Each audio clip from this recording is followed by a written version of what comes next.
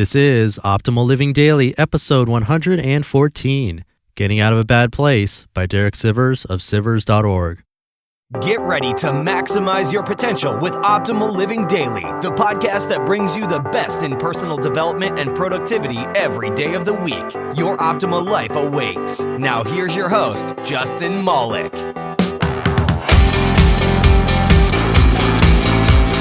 Hey, welcome to Optimal Living Daily, or the Optimal Living Daily Network, I guess, since we actually have two shows now, the other being Optimal Finance Daily. And I'm Justin Malik, and it's another edition of Sivers Sunday. Just a reminder, 2 weeks ago, we celebrated the 100th episode, and that happened to land on Sivers Sunday, so I had Derek read his own content to you. So if you want to hear his voice and have him read you stuff instead of me, check out episode 100 and all the episodes that week, because I had a bunch of different authors read their stuff to you, including The Minimalists, Kate Flanders of Blonde on a Budget, and more. And speaking of The Minimalists, I just gave away their book, Minimalism, Live a Meaningful Life, to a lucky winner on my weekly email list.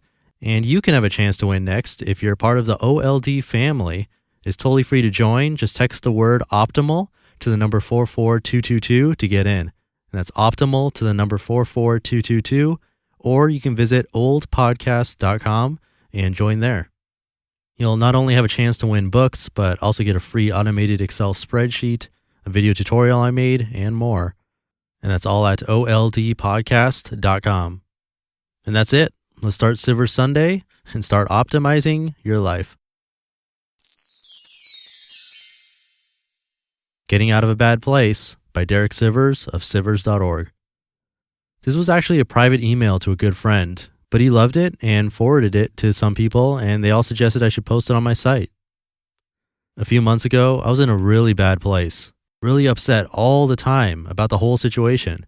Couldn't think straight, very reactionary, wanting to make some big drastic change just to ease the discomfort of uncertainty, that pain of living with an unknown future. You're definitely in that place now, so here's how I got out. Maybe it helps. Number 1. Ask myself, what's wrong right now, this very second? Am I in physical pain or danger? No. I've got mental pain, but that's me imagining things or remembering things. None of it is real.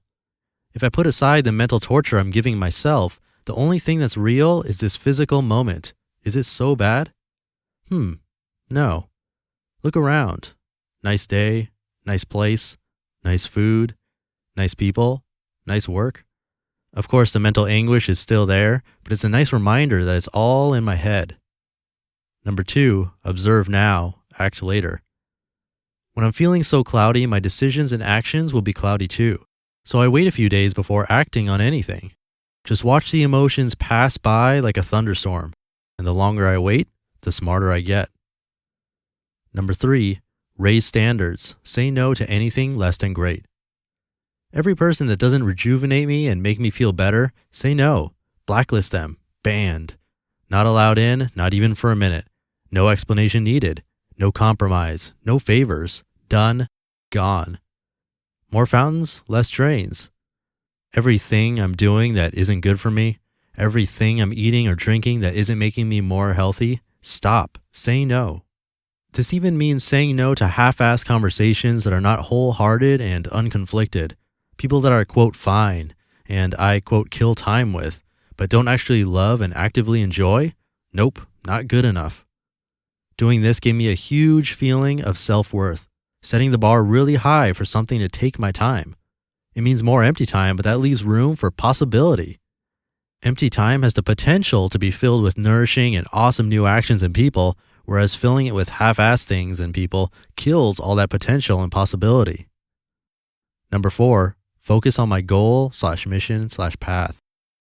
The empty space created by number 3, no longer chasing distractions, helped me remember what I'm really doing with my life. Creating, learning, improving, whatever. For me, it's writing, parenting, and health. For you, it's something else. It's a 10-year plan type stuff. Clearing the clutter helps you see the horizon. It's a huge energy-filled feeling of, quote, oh yeah, that's where I'm going. I had forgotten. I can see it now. Let's go, unquote. It really helps make the say no thing stick, because once you're heading towards a spot on the horizon, you just don't let any crap get in your way. Number 5, do all the daily mundane stuff.